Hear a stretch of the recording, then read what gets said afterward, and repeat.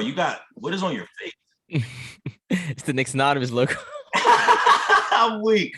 But what it is, what it do, folks. Back again with the gang. You feel me? Knicks Anonymous, my boy LJ Stevie, Smitty over there. Yo, Smitty, shout outs to you. That Knicks tattoo is fire. Via's gang all day. Yeah, boy. You like that, love? Yo, bro, that joint was crazy. Salute, salute, salute. And y'all know who I am, man. Mr. Trippy OG, host of the Nick and 30 podcast. You feel me? But look, we're back. Set up. You already know. Yo, y'all got the perfect setups, bro. For real. Like, y'all got me jealous, B. Y'all got the little wrap around. And yo, bro, you killing the game right now, L. My man got the gaming chair without the games. I stream. Yo, word? I stream. We need to chat it up after this, for real, for real. We definitely do. But look, to tap in for this week's episode, past, present, and what? The future. We got to start it off with the present. And I'm going to just leave it as an open question, swing it around, whoever want to go first. How do you initially feel about these back-to-back games that just happened? Yeah, that's a question and a half, man. I'm gonna start with one thing. So the Charlotte game here in Australia, that was a 5 a.m. wake up for me, right? That's a 5 a.m. start. Yeah. So I set my alarm. I'd been working till 2 o'clock in the morning too. So I set my alarm. I'm like, I'm gonna get up and I'll do it. I got to do it. And I'm telling you, if you had to see me laying there watching that game, oh man, I was watching Scary Terry go berserk and Bridges, and I'm just like, what are we doing here? Like, and we started all right for a second, and then Obi brought back. I think he tied the game at one point. I'm like, all right, we're finding our feet. We're finding our feet. No, man. And then I'm like sitting there, and I'm like, I woke up for this. I woke up early for this. Yeah, like the Hornets game, it was like, okay, so like we did lose both games, but they were kind of different. Like the Hornets game, we just got our ass whooped, like point blank. Like we just got completely destroyed. Like there was no effort, the body language, like it was looking like the old, like, like a couple weeks ago type Knicks. But then the Wolves, we was kind of putting up a fight. Well, not kind of, we were, we had it. It was right there by 2, unfortunately we just couldn't finish it off. But it either less still hard to watch because we lost. I mean, no other way around it. That's a fact, man. That's a fact. How you feeling about it though, Steve? I can't lie. One thought that crossed my mind watching the Charlotte game was I kind of wanted to draft Miles Bridges the year he came in, but we ended up drafting Kevin Knox instead. Bro, you gotta understand, bro. That Kevin Knox draft alone, man, is like. We lost out on him and Mikal Bridges. I wanted both. I wanted either or, and we ended up with none. Boy. Bro, he had like 20. He had like what, 26 in the first quarter? Not even the first quarter. He had like what, 22 or something. I don't know. He had 20 something burning Randall, like flame on. Yeah, like he was. It was hard to watch, man. It was hard to watch. Yeah. And what made it worse was LaMelo didn't play. A LaMelo ballless Hornets made it look easy against us. They wiped us. Yeah, that's not cool. Not cool at all. The Timberwolves game, I'm mad we lost, but I'm not too mad because a lot of good things happened in that game. I hate the fact we still like to play catch up because we need to stop that. The Knicks really have to stop coming from behind. I kind of like that it shows character and resilience, but we make a habit of that. It's unnecessary. That's part of the reason we lose close games like this. You know what I mean? Yeah, it's like if they could just start strong from the beginning, that would be great. I mean, why wouldn't you want to put your best foot forward? It slowly looks like they're coming out of a third quarter slump. It looks like the third quarter is no longer becoming a bad juju. If you wanted to X the Hornets game out completely, like, but yeah, like Stevie said, they gotta stop digging the holes for themselves, man. Like me personally, man, I don't even think it's them digging a hole for themselves. Tom, you gotta coach better, bro. Like you're going against two young teams why is Taj playing so many minutes? Why are you not running small ball lineups so you can keep up with the pace of these teams? But my main thing was this, like the Hornets game, it's like, all right, whatever. We got cooked. Randall, you got burnt. The whole team's getting burnt by one dude. Then you had these memes going up like Bridges or Jordan. I'm like, y'all taking it too far, bro. Charlie, I need to chill. Yeah. Just take a step back. But then when I look at this Wolves game, I blame that whole game. That whole game, legitimately, starting with Tom. Tom didn't make any good adjustments in that game. He took Mitch out when he was getting hot, battling it out with Cat. He had 6 points, only had one foul, took him out the game. That was stupid. But then that's when you got to look at Mitch. As soon as you came back in, you was fouling like crazy. Yeah, he had like 5 fouls, I think. You know what I'm saying? Fouled out. You fouled out. Taj fouled out. Then they both foul out. Instead of putting in Sims or Obi, you put in Alex Burks. Burks. Even Obi laughed at that. Bro, that was stupid. Let me just say something, man. Shout out to my friend Baz because he's a Bulls fan, a longtime Bulls fan, and he is right now. He's hearing this. He's hearing this Tom Thibodeau thing, man. He would be sitting here, sort of smiling but laughing, saying, "I told you, man. I told you." He knows what Tom's like, man. Tom's a veteran-centered guy. He can't. I've been saying this. Anyone who's been watching the game since, even just 2010 would know that this guy does not do well with offensive structures. He's a defensive coordinator, man. Look, he's won some Coach of the Year awards, no doubt. He can build teams back up to the playoffs because of defense. He comes in and brings a nice defensive structure, but he relies far too heavily on individual guys' offensive talents. And that's what happened last year. Randall had a great year. He come in determined. We caught teams off guard. And he just was like, yeah, run everything through Randall. And that's what he tries to do with all these vets. It's like, oh, I know what you can do. So go out there and do it. I don't have a plan. Just do you. Yeah, definitely, man. And it's starting to get to a point where it's like, all right, maybe as a team, we're looking at the wrong things. Maybe we don't need to make a trade for a player. Maybe we need to make some type of trade to get an offensive coach on this team. Okay? Nah. I like Tibbs, man. I like Tibbs. No. When I say get an offensive coach, it's an assistant. Okay. Yeah, like think about it. We did good last year. We had Woodson. Now, mind you, after Woodson left, I blame Woodson for leaving. I'm not happy for him. I don't want to hear it. Why you say you're not happy for him? I was not happy. I was not happy when Mike Woodson left. I'm not even gonna lie to you, because that was the 14-0 Knicks right there in one man. He embodied the 14-0 Knicks. He brought everything. He brought everything that team had to this squad, and you saw it. Randall had an all-star year. It was going I think he left him in the middle of that somewhere in the middle, right?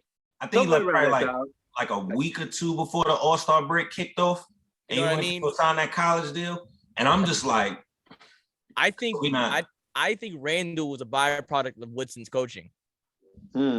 Because Woodson had offensive schemes. Tom doesn't have it at all. Then I hear people saying on, Twitter and Instagram, oh, we need to let Johnny Bryant be the coach. Bro, he's a player developer. He ain't no coach, bro. Don't get it twisted. Don't get it twisted. Yeah, and I want to take that back. My Woodson, I am happy for you. Yeah, that's a fact. We definitely are. But it's just like, bro. And then just to end it off, just with the past section, with the present section, right? The last thing about it.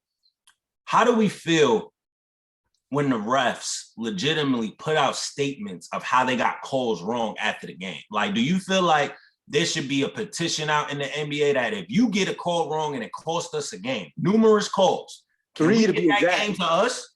We get that game and then it swaps? Because, bro, we really got cheated out of that game. Like, just to give a prime example for those that didn't watch it, right? You have a foul that was missed by the first initial one out of all. You have the D'Angelo Russell fouling RJ going up to the basket. That should have been free throws. Wasn't no free throws, no nothing. And it got overturned to where the Hornets got the ball back, right? Boom. Then you got number 2. Randall gets a foul when he kicks out the ball of Alex Burks, which was a little tap. Normally, they'll let that type of thing slide in the late end of the game. But as soon as Alex Burks caught the ball wide open and released it, you want to hit the whistle to call that foul now? Now all of a sudden Randall gets a foul? Now this is where Randall messes up. Usually he chokes. Yeah, he chokes. He doesn't hit the free throws. Boom, whatever. We get the possession back. Goes back down to Russell. He fouls RJ blatantly in front of the ref, going to get the ball. No call. Then Cat goes up for a layup. They say Randall fouled him, and Randall didn't do none of that at all. Cat actually initiated. It should have been an offensive foul. Yeah. Becomes an and one, and we end up losing the game. Bro, I need the refs. I need the whole NBA to literally, after this season, every ref that is assigned to this season that just happened needs to get fired. They need to get fired, bro, because it's not just us; it's around the whole league, bro. You know what it is too. A lot of these refs aren't even the real NBA refs. A lot of them come up from the G League due to refs going into protocol. Yeah, we're facing that a little bit. Yeah, we are. So a lot of them are like rookies, pretty much. Yeah, well, not many games. Yeah, a lot of them are pretty much rookies. So yeah, I mean, I can't blame them, but you know, if your number is called, like let's say you're a basketball player and you're a rookie, if your number is called, you got to play. You know, if you're a ref, you got to come up and bring your A game, man. Like, you know, no excuses. Look, I said never this. reffing again. Yeah, I said this to Trippy before we started recording. We sort of touched on this.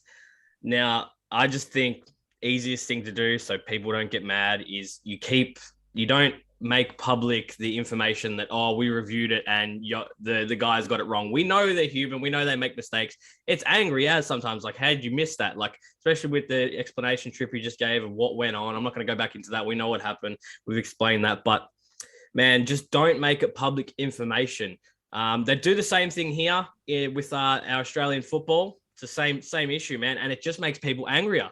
And like our refs here are notoriously bad, man. Like, and our game's a mess. So, and basketball is a lot more direct. And I know they're changing it and stuff, but yeah, it's just don't make it public, man. Just go back to the refs and, you know, take it up with them, make them better. Whatever you got to do, take them out for a few games. But you make that public, people get mad. You don't want to hear that game-defining moments. I mean, I know you can argue and say, oh, well, if you didn't go in a hole or you made your shots, you wouldn't have lost. Yeah, but if we also got the right calls, we would have won. So there is that factor. So I mean, you can go both ways, but at the same time, two calls that were missed and they admit it. Nah, don't make that public, man. Just keep that on the low. Between I think it was three. It was three. Oh, it was three. Okay, yeah, right. Okay, I saw two. I read before two, but yeah, that's news to me. But that's even worse. That's worse. Said, a missed foul against Cat resulting in a turnover by Fournier, a missed offensive foul on Cat resulting to the and one, and a push by D'Angelo Russell preventing RJ to get a steal. Yeah, and the ref was right there. He looked at him, and RJ was like, that it happened. Hey man, it is what it is. It is what it is. But you know how that go, man. That's present talk. Listen, even refs brain fart, man. Yeah, we got to get better, man. As a whole NBA organization, everybody in the NBA got to get better. But I'm gonna go ahead and slide it off to my guy Smith. Man, yo, Smitty, get us in tune with the future. How's the future looking? All right. Well, we spoke about this on here. I think the last episode I mentioned a couple things. I said, you know, Kemba's going to be the next Dallas Maverick. You know, because we got that thing going on where apparently we just trade between each other and that's all that happens.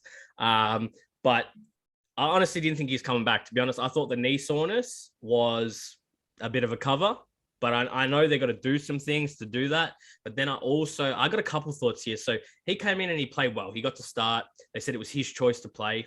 So a little bit confusing, but maybe they're still trying to showcase him. So they're like, look, we can't just make people think he's injured. We got to get him in, show what he's still got, pump up that value. So I'm a little bit confused. I'm in two minds about what's going on with him. Look, if he stays, I'm fine with that because of the way he's playing. And I'm a Kemba fan. I'm a bit of a sucker for Kemba, especially a hometown hero. You know, I love that sort of stuff.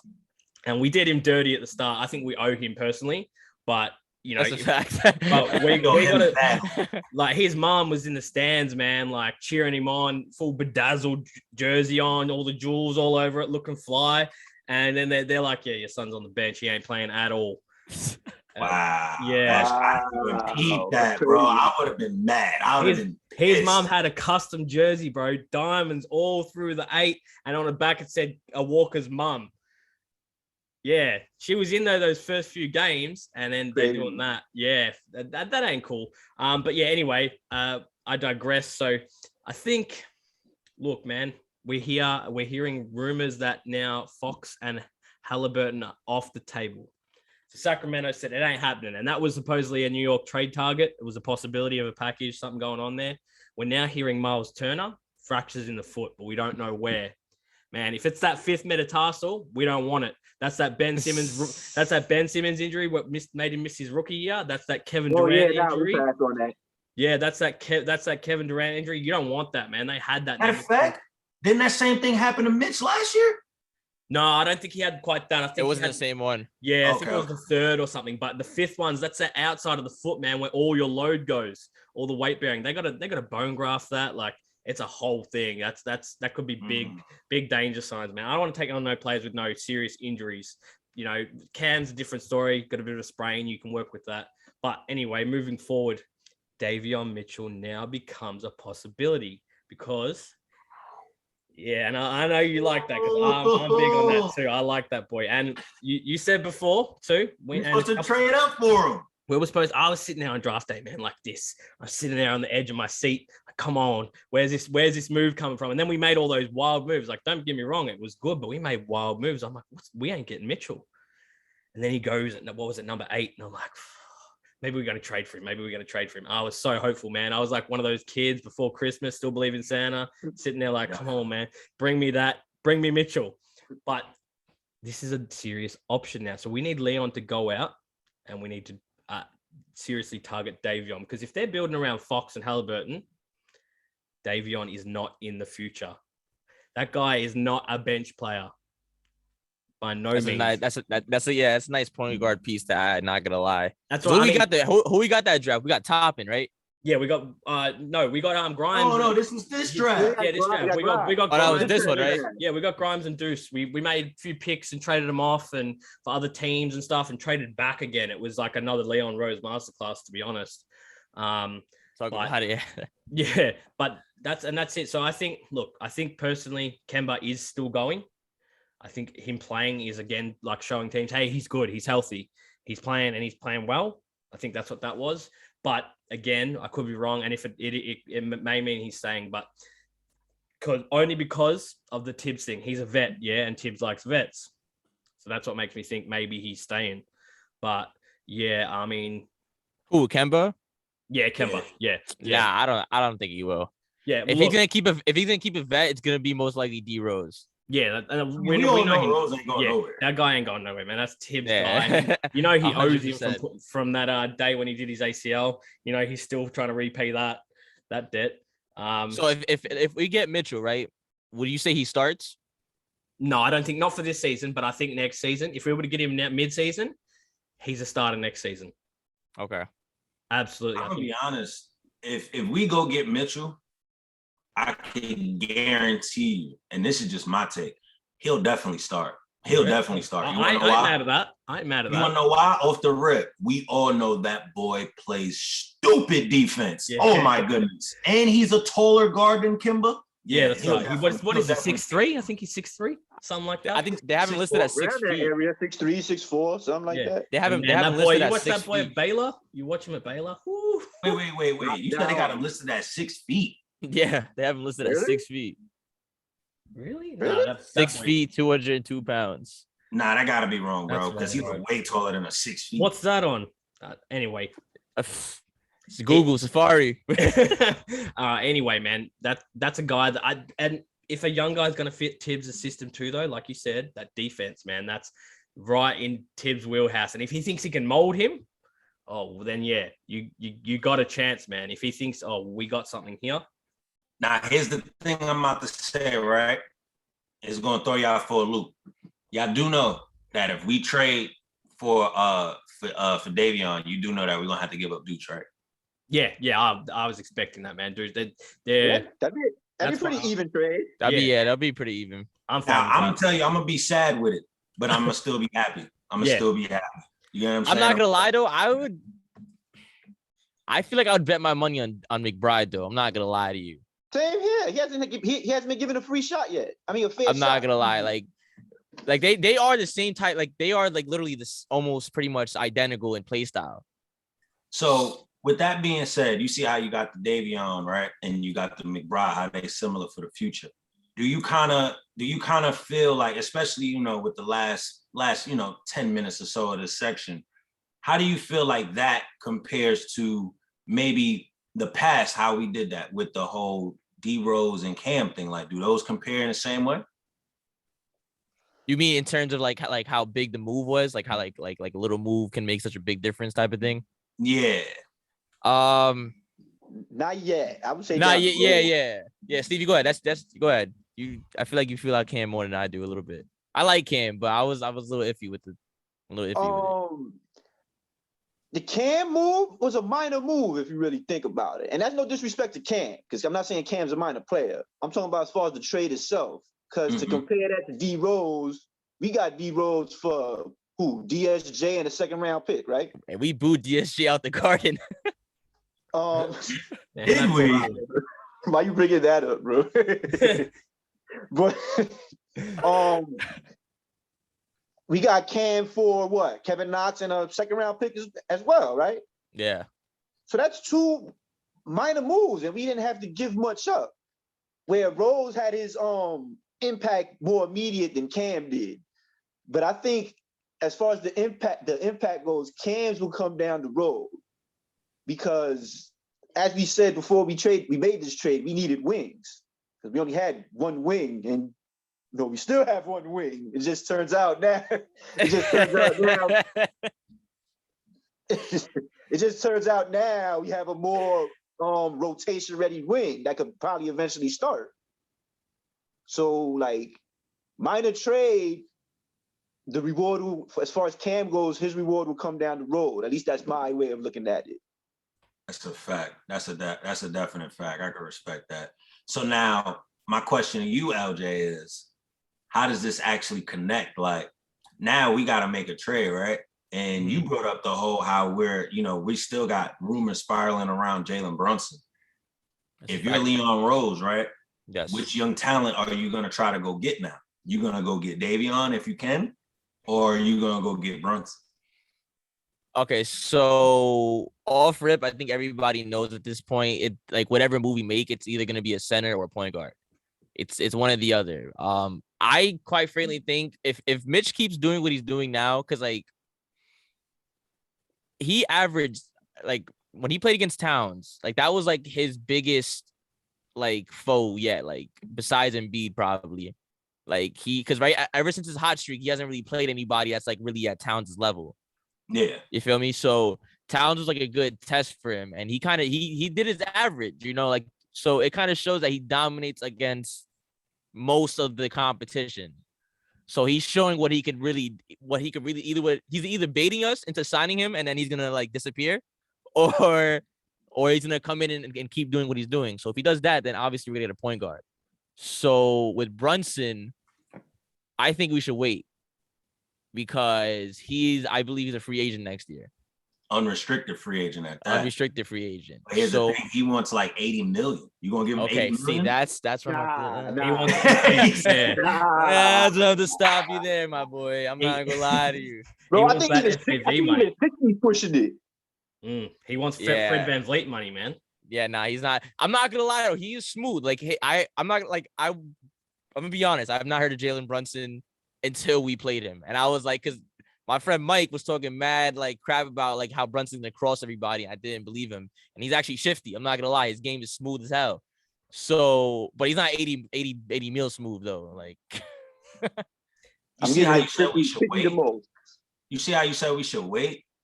Sadly, when it comes to him, you gotta go get him now because you don't want to wait and then we miss out on him. You get what I'm saying? When we could have just really like look at the pieces we have. You Yeah. might as well make that move. You know what I'm saying? Yeah, You yeah. can test him out now to see if he's even worth $80 million. Yeah, but then That's a fact. you don't want him to walk though. That either. I mean, but then again, what do we give up if we give up Kemba and it takes that money off the books, and something else that's not a very high value, and we get him mid-season, and then he walks because he's not worth 80 million, and we don't want to pay it to him, in free agency. Then have we really lost? Not really, because we just freed up cash.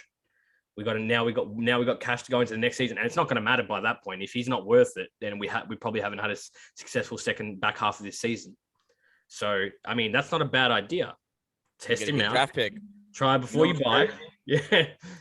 I think in this case, if we don't let go of Kemba, sadly again, if I'm the Dallas Mavericks and you trade away Brunson and he's really been holding down that point guard position, making things a little bit easier for KP and Luka, and especially holding down the team, I would look at it like this. You don't want an older player in Kemba, right? And one that hogs the ball. So my thing is, Jalen Brunson is still on his rookie contract. This is another trade where, now look, I'm a fan of McBride. I love him. But if you don't want to lose certain pieces, you got to let a young guy go.